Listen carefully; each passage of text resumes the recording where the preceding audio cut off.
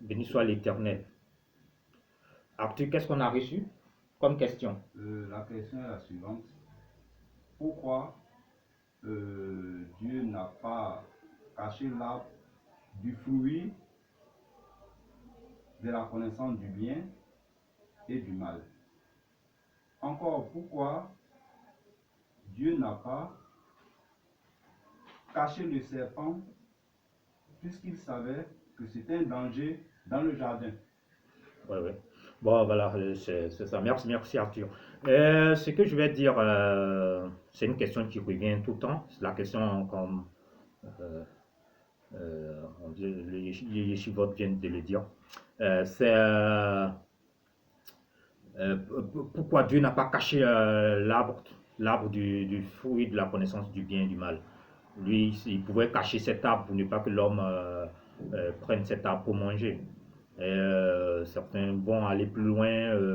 Dieu qui sait tout aurait pu prévoir pour le serpent et tout. Et à partir de là, euh, euh, il aurait supprimé le serpent. Voilà, voilà, en gros, c'est ça la question, pourquoi il n'a pas caché l'arbre. Bon, je vais être très rapide parce que nous devions faire une prière tout à l'heure. On a passé du temps. On va éplucher Charles. Les gens posent souvent cette question, ça revient. Il y a d'autres même qui disent non, c'est que Dieu n'a pas assez de pouvoir et tout. Ils en profitent pour dire ça, pour dire des balivernes. On va apporter la réponse une fois pour toutes et puis voilà.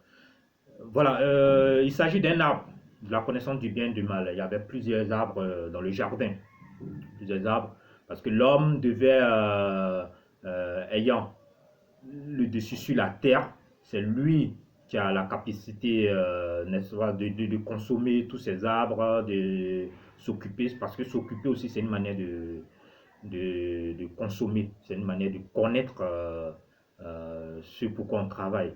Donc l'homme avait le droit de consommer plusieurs arbres et dans le jardin, on a mis au centre l'arbre de la vie et l'arbre de la connaissance du bien et du mal.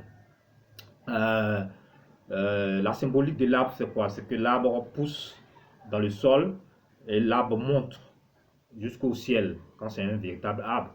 Voilà.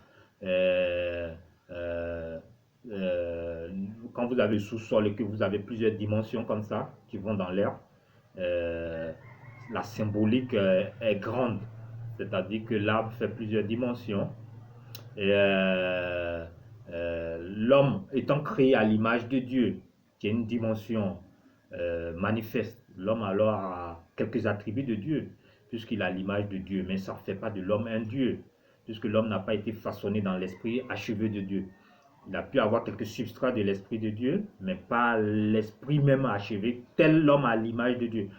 À l'image de Dieu, il a un bras, il a un œil, C'est ça le principe de l'image, c'est une grandeur dimensionnelle l'image en fait.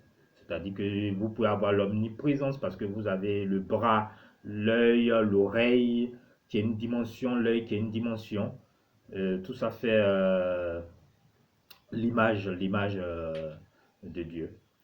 Euh, Ce qui revient à la question, c'est que Dieu savait que l'homme, il ne peut pas cacher dans le principe de l'image cet arbre à l'homme parce que l'homme a été façonné à son image, à sa ressemblance.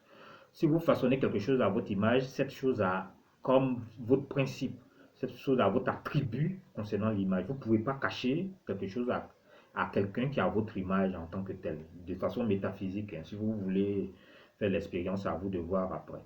Euh, dans ce cas-là, alors, euh, Dieu ne pouvait pas cacher quand l'homme est fait à son image. Ce qui est fait à votre image, vous ne pouvez pas cacher ces choses, ces principes de l'image à l'homme. C'est impossible.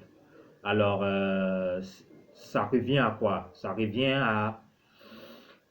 à lui montrer ce qu'il ne faut pas qu'il consomme.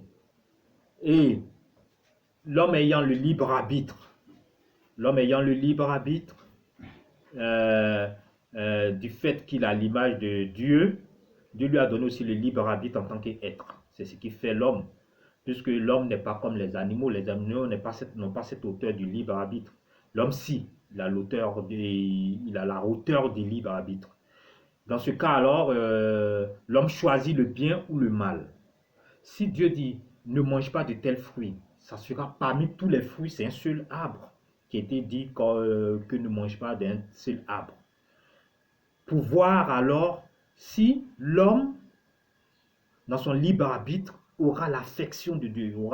Si tu as de l'amour, tu vas pas manger. Mais si tu n'as pas d'amour, tu vas manger. Évidemment, si Dieu te dit ne fais pas ça et que tu as de l'amour, tu vas pas manger. Et ça, c'est perpétuel. Mille fois, on va te dire ne mange pas. Mais si tu n'as pas d'amour, tu vas manger. Mais si tu as de l'amour, tu vas dire ce que Dieu a dit, je ne vais pas le faire parce que c'est la vérité, ce que Dieu a dit. Je ne vais pas manger.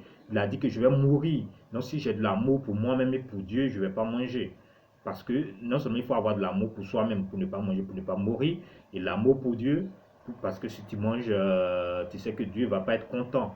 Tu vas mourir. C'est ce que Dieu a dit. Donc tu ne vas pas le faire. Voilà pourquoi Dieu a planté visuellement. Un, parce qu'il sait qu'il ne peut pas cacher ça à Dieu. L'homme a son image. Il ne peut pas lui cacher tout ce qui est principe de l'image. L'arbre est un principe de l'image. Il ne peut pas cacher cela. Et de deux, euh, euh, il fallait tester l'affection de l'homme. L'amour est infini. L'amour touche une dimension infinie. C'est-à-dire si mille fois on vous dit ne touche pas à ça, tu vas mourir, et que tu touches une fois, on sous-entend que mille fois tu vas toucher. Le reste, ça reste au niveau de l'être en fait. Si ton être est élevé, tu sauras ce qu'il faut faire pour ne pas, si tu manges, alors tu n'as pas assez d'amour pour Dieu. Dieu peut alors te sanctionner du fait que tu étais censé avoir de l'amour vu ce qu'il t'a donné. Il t'a fait comme un Dieu en te donnant son image. Maintenant, toi en retour, tu dois pouvoir donner aussi à Dieu. Parce que si Dieu ne te donne pas, tu vas dire que Dieu, ce n'est pas l'être immense. Puisqu'il est bloqué, il ne peut pas te donner. Mais s'il te donne, en retour, tu dois avoir au moins de l'amour. Ça, c'est un principe de l'être. Tu dois avoir au moins de l'amour pour lui. Si tu ne peux pas avoir de l'amour, alors Dieu n'avait pas à te donner. Lui, il a eu de l'amour en te donnant. Mais toi, en retour, tu devais avoir de l'amour en suivant la volonté de Dieu. C'est ce principe de volonté de Dieu là qu'on doit suivre. Si toi-même tu donnes un ordre à quelqu'un qui ne fait pas et que tu donnes, tu as l'habitude, tu as donné tout à cet homme, tu lui as donné une seule interdiction, il fait parce que cet homme t'aime pas. Tu ne peux plus lui donner tout comme ça. Et dans l'ordre maintenant, dans l'ordre des arbres, il y avait l'arbre de la vie. Si tout a été prévu de telle sorte que l'homme, s'il mangeait les arbres, il devait pas, euh, il devait manger l'arbre de la vie avant l'arbre, avant l'arbre de la connaissance du bien et du mal. Mais qu'est-ce qu'il a fait? Il a mangé d'abord l'arbre euh, de l'arbre de la connaissance du bien et du mal avant l'arbre de la vie. C'est ce qui s'est passé dans l'ordre en fait. Voilà pourquoi l'homme a eu ce problème du péché. Puisque si tu manges l'arbre de la vie, qui est une équivalence de l'arbre de la connaissance du bien et du mal, ça va. Ça va encore, les choses se passent bien. C'est-à-dire que l'arbre de la vie permet d'avoir la qualité pour manger l'arbre de la connaissance du bien et du mal. Mais quand on t'interdit de manger l'arbre de la connaissance du bien et du mal, et tu manges ça en première position, alors le péché te tombe dessus parce que les deux arbres ont comme quelque chose, c'est comme l'arbre de, c'est comme si l'arbre de la vie était l'ambivalence de l'arbre de la connaissance du, c'est comme des jumeaux quoi, voilà. Euh, il y a comme une équivalence entre les deux. Mais il y a l'ordre. Selon Dieu, Dieu a établi l'ordre. C'est pas toi qui vas changer l'ordre. Si tu changes l'ordre, alors le péché te prend. Voilà. Donc, il pouvait manger l'arbre de la vie et ensuite manger l'arbre de la connaissance du bien et du mal. Là, c'est bon, ça passe. Ça passe dans l'intelligence de Dieu, ça passe. Mais quand tu n'as pas encore mangé des autres et tu veux manger ce qu'on a eu à t'interdire, automatiquement, tu tombes sous le péché. Et comment ça s'est passé? Ça s'est passé dans le sens que la femme qui a l'attribut de l'amour, puisqu'elle a été créée pour aider l'homme. Aider, c'est l'attribut de l'amour. Ça, on ne va pas le cacher. Donc, elle a l'attribut de l'amour. Elle est spécialiste de la grande connaissance de tout ce qui est digne d'être aimé. Quand elle voit, elle sait ce qui est digne d'être aimé de façon universaliste, quoi. Quand on prend toutes les entités, quel que soit le ciel ou la terre, elle, elle a l'œil pour savoir ce qui est digne d'amour. Ce qui est digne d'amour. L'homme, lui, sait ce qui est digne de pouvoir. Elle sait ce qui est digne d'amour. Donc, elle devait savoir que entre la décision de Dieu et la décision de manger l'arbre, c'était d'abord la décision de Dieu qui primait. Dieu est donc digne d'amour plus que l'arbre de la connaissance du bien et du mal. Même si l'arbre de la connaissance du bien et du mal est digne d'amour, parce que visiblement c'est bien, et quand on regarde, on est charmé et tout. Elle était censée faire passer l'ordre de Dieu qui a été donné à Adam. Et vu qu'elle est censée aimer Adam, vu qu'elle a été créée avec la tribu d'Adam, la tribu de soutien d'Adam, puisque l'ossature, c'est le soutien, c'est le support. Elle est censée être le support d'Adam, vu qu'elle a été créée par ça. Elle était censée savoir que aimer Adam plus que la consommation de l'arbre. Ou alors, il y a une logique aussi qui tombe bien, puisque elle, à la limite, elle a aimé Adam, voilà pourquoi elle allait prendre le fruit de cet arbre pour emmener à Adam, puisqu'elle est censée aimer Adam, elle est censée être son aide.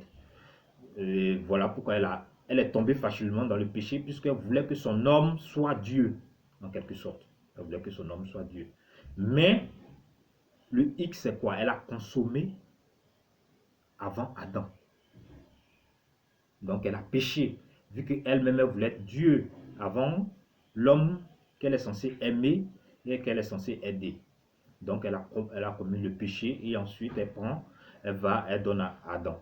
Adam, à la base, lui n'était pas à côté du serpent qui a dit non, non, non, c'est parce que vous pourriez être des dieux que c'est comme si Dieu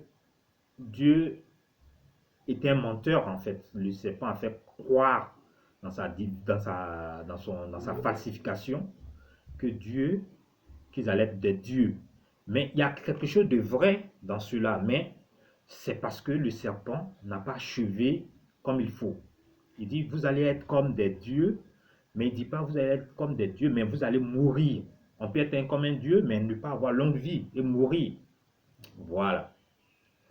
Il n'a pas dit ça comme ça. Il a dit, vous allez être comme des dieux et tout ça. Vos yeux vont s'ouvrir et tout ça.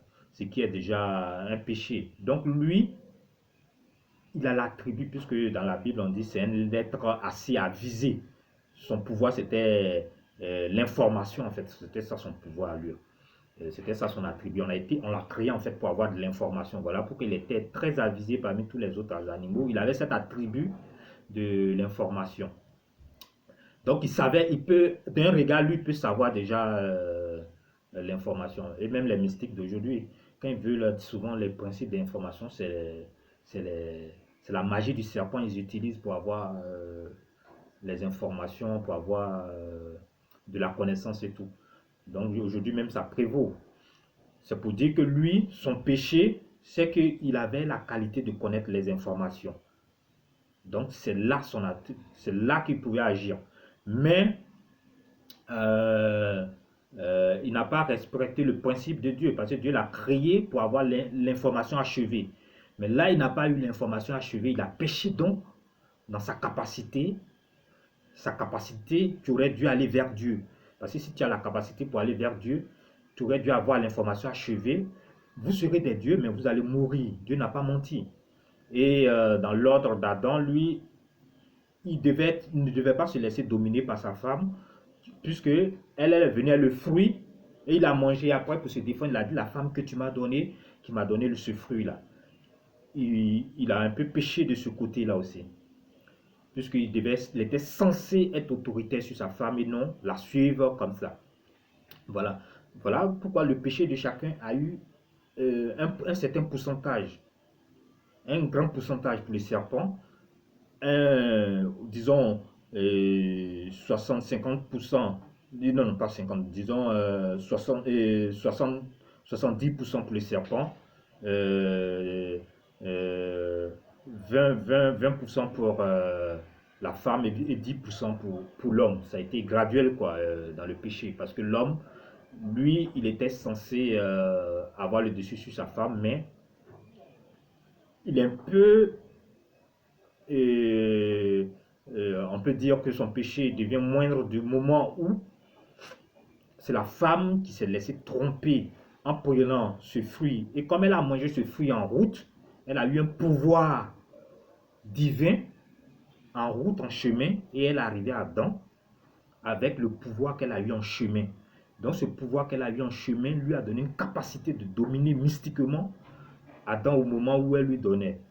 Donc c'est plus la Ève qui a été créée tout de suite, qui est là, c'est Ève, mais avec le fruit, le pouvoir du fruit qu'elle vient de manger, elle a pu le tromper avec le pouvoir de Dieu qu'elle a eu en chemin. Donc, lui, il était un peu excusé avec ça. C'est ce qui fait que Dieu l'a pas puni euh, euh, euh, euh, comme il se doit. Quoi. Il a été, on a eu à mettre la femme en dessous de lui de façon claire cette fois-ci et que pour tous les temps, elle soit en dessous de lui, parce que en chemin, elle a mangé un fruit qui lui a donné un certain pouvoir pour l'influencer en quelque sorte. Voilà, voilà, c'était ce qu'on avait dit. Donc, Dieu ne pouvait pas cacher parce que l'homme a été créé à l'image de Dieu. Et dans la dimension de l'image, on ne peut pas te cacher quand tu as l'image de Dieu. Forcément, tu vas savoir que il y a un fruit comme ça que Dieu a caché. Et s'il y a un fruit comme ça que Dieu a caché, ça diminue le pouvoir de Dieu. Parce qu'un Dieu ne cache pas. Un Dieu dit clairement. Si tu veux l'attaquer, lui, il te met au sol, il gagne.